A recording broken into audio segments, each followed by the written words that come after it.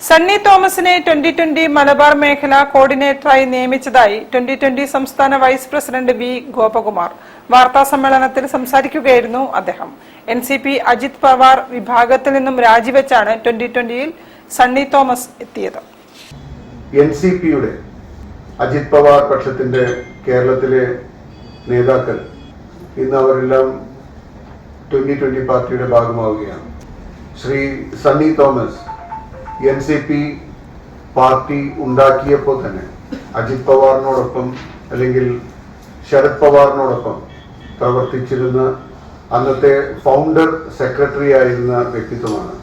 2020 party മലബാറിൽ സജീവമാകുന്നതിന്റെ ഭാഗമായി NCP Ajith Pawar വിഭാഗത്തിൽ നിന്ന് രാജിവെച്ച് 2020-ൽ ചേർന്ന അഖിലേന്ത്യാ സെക്രട്ടറി സണ്ണി തോമസിനെ മലബാർ മേഖലയുടെ കോർഡിനേറ്ററായി നിയമിച്ചതായി 2020 സംസ്ഥാന വൈസ് പ്രസിഡന്റ് വി ഗോപകുമാർ അറിയിച്ചു.